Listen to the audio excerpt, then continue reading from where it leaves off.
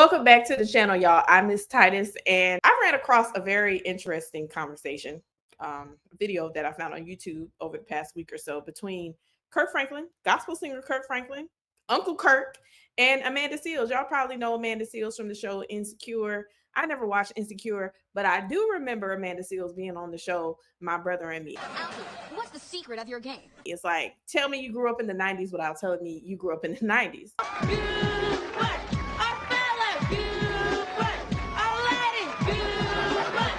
But anyway, so Kirk Franklin and Amanda Seales sat down to have this conversation about faith because they had apparently a while back met on Hollywood Squares and they decided they were going to come on the show and talk about Christianity and all this kind of stuff, right? Watching the interview, I heard a lot of interesting things from Kirk, from Amanda, because apparently Amanda is not only not Christian, but she doesn't really seem to be very fond of Christianity. That's another whole conversation. Anyway, so Kirk and Amanda sit down and have this conversation.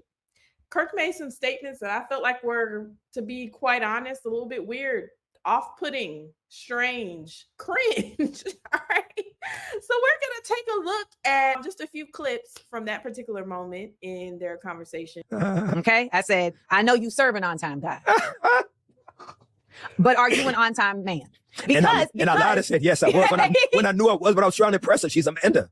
She's Amanda Seales. I was trying to impress her. Thank you. And I appreciate you. But the most impressive thing is honesty, because what it meant was that I was scheduling things based on you and if you had said to me, I am not really an on-time person, I would have scheduled things differently. And I knew that today was a very jam-packed day, but I knew that we only had a small window of your time. I failed.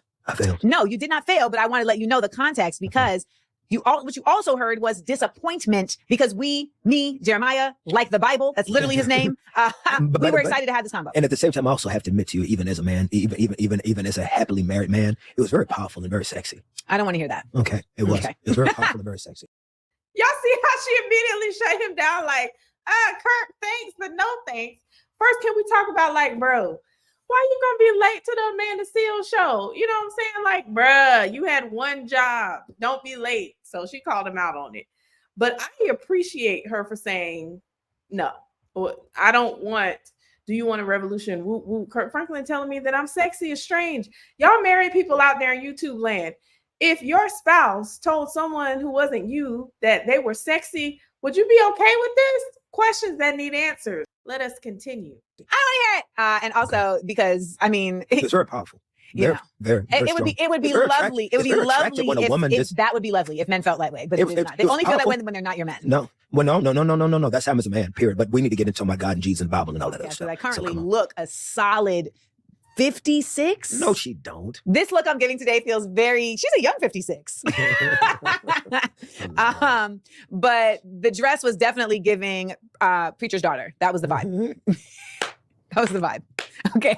I put on something else and I was like, oh no, you can't wear that. They're going to be like, who'd you think you were interviewing? And I was like, you know what? Let me get respectful. All right. So y'all know what I find especially interesting about the end of that clip is that Kirk Franklin, call it what you want to call it. I call it flirting. And I know he tried to play it off like a joke or whatever. Maybe he was joking, but for me, it was giving cringe. It was giving never do that again. But it seems like she had more respect for him going into that interview, knowing that she was going to be interviewing a respected gospel singer. So she says, I'm going to dress more modestly because I don't want people coming for my throat, dressed in a way that's not respectful to Kirk. Meanwhile, he's talking about how sexy she is. I don't like it. But this is not the first time that Kirk Franklin has said or done something like this. Kirk's behavior in recent years has just gotten more and more bizarre in the public eye. I've already talked about the show him and his wife have, where they invite singles to live in a mansion together. It's a reality TV show. And I know it's TV, but it's still like, dude, y'all supposed to be Christians, right? And then, of course, all the gyrating and stuff on concert tours. And it was just a few weeks ago that Kirk Franklin went viral for dancing on I think this is Jackie Clark. So if y'all haven't seen this yet, check this out.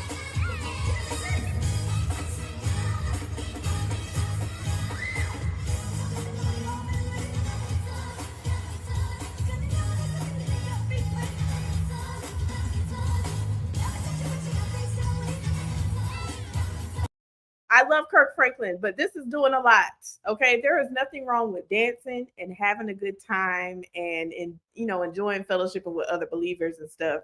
But I do think at some point, like some forms of dancing just are not appropriate in the setting, not for public consumption. Did it look like Jackie was comfortable with him being in her personal space like that? Maybe they have that type of relationship. Maybe everybody's okay with it. I don't know. All I know is it's just a little strange. So that's another example of Kirk behaving badly, in public. But there's something else that he said recently. This was on the Shannon Sharp show. Now, y'all know Shannon Sharp over the last few days went viral because of the Cat Williams interview that he did. But he had Kirk Franklin on there a few weeks ago. And this is what him and Kirk was talking about. Songs that have blessed people have been written butt naked. Next question. Really? But not one sock on. Straight out the bed. But if you come over to my house, don't sit on that piano bench. Sit on that piano bench. That piano bench ain't had I don't want to know Kirk like that. nothing but cheeks on that piano bench. For Jesus. Next question. And why? Why did any of us need to know that? But okay, all right. Exhibit B. How about Exhibit C? Yo, what's up? This is Kirk Franklin. I've got something new coming. So ask Alexa, let me know when there's new Kirk Franklin music coming soon so you don't miss it. Kirk had the chesticles on display ready for you guys. Now, I don't want to be the modesty police, okay, because I know this can be a little bit subjective, but I mean, why have the zipper that low, Uncle Kirk? Now, I get it. Clearly, Kirk been in the gym. Kirk been putting in that work. I'm not mad at Kirk. Go Tammy, go Kirk. But I don't understand. Women should be modest and men should be modest too, if you ask me. But okay. Now, one thing I like to do on this channel is not just talk about what's going on in pop culture, especially within like the gospel music industry and Christianity and all that stuff. But I also want to talk about like how Christians are to think about these particular issues. Now, maybe I'm looking at this too deep, but what I wanted to do was look at the Bible and see what the Bible says about these kind of situations and also get some insight from other Christians.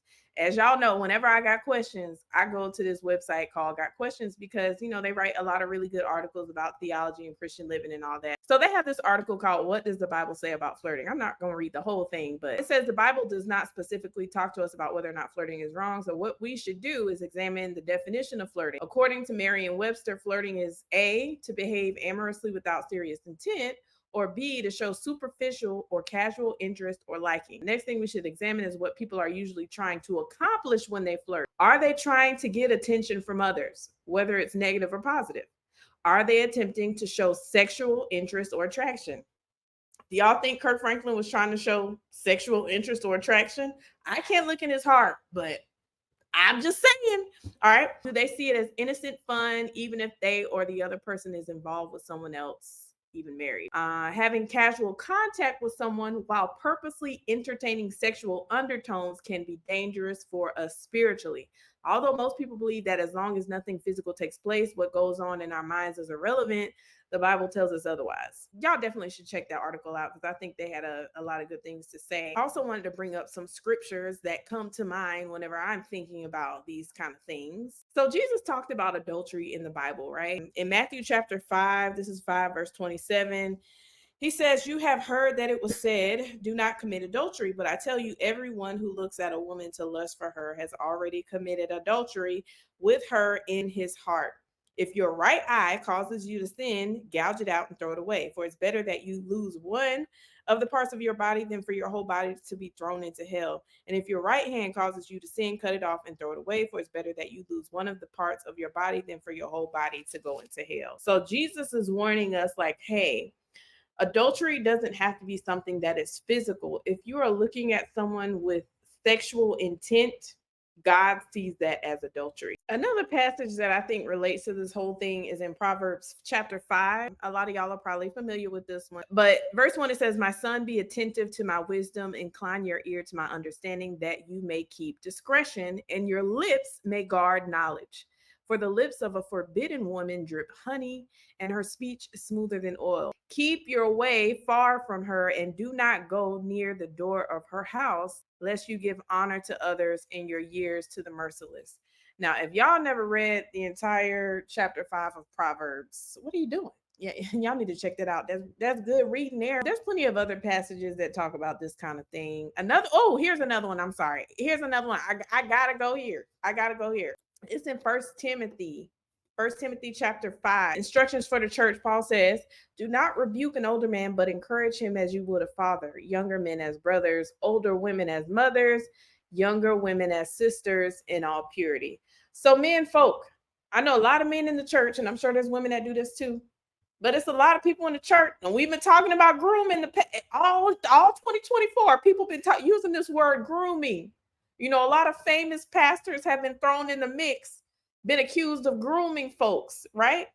If you're in the church, if you're interacting with someone that you're not married to, respect them. Treat them like a brother or sister. I think one of the things we've got to learn to do as Christians, if you really love God and you love God's people, and even people who aren't God's people, you treat them with respect and honor and dignity. And if you notice that in your mind, you're starting to think thoughts that are not healthy and that are not Christ-like, you got to train your brain to think the right way. You may not be able to help a bad thought coming into your mind, but you can help what you do with that bad thought. All I'm saying, or all the Bible is saying, is use wisdom and love people enough to treat them with honor and dignity and respect and modesty. It'll save you a lot of trouble. Can I get an amen? There was one other thing I wanted to bring up too, because this past week, Kelly Price went viral for some statements that she made about her experience being on Sunday's Best. It took for me to tour and to work and to do shows with these artists that call themselves gospel artists and preachers who tried to get in my bed. That's another story. You won't get it for free. I'm not even about calling out names. People can assume what they want to assume. One but four artists on the show that I was a judge on. I was on a show with Kirk Franklin, Erica Campbell, Jonathan McReynolds, and there was me. My husband was with me at work every day. And I'm gonna leave that right there. All this ties back into Kirk Franklin because, of course, Kirk Franklin was the host of Sunday's Best for many years. But Kelly Price was, somebody in the comments on one of her posts was criticizing her for something. So let me bring that up right quick. She says, I was going to say, is this Sunday Best judge gospel singing Kelly Price? So Kelly says, yes, Lord, deliver us from pastor. Maybe I'll say it like this: promiscuous pastors and PPs. Yeah, y'all can read that word. It's not a nice word. It's not a good word at all. Deliver us from self-righteous congregants who send their money to liars and in plain sight. Then come deliver me. The nerve you have. I was the only artist judge on Sunday's Best that wasn't messing with someone else's spouse, fornicating. Get out of here, you ignorant church-going, brain-dead. All right. That's a lot. That's a scathing accusation. And I hope that is not true. But again, in light of all these things that we've seen with Kirk Franklin, just in the few little clips that I showed, I'm just saying we have to be very careful of what we do and say, both publicly and privately, because God sees it all anyway, right? But anyway, y'all let me know. Am I overthinking this? Would you joke with someone like this? Would you allow somebody to joke with you like this? How would you have handled it if you were Amanda Seales? Y'all let me know in the comments, and I'll see y'all on the next video.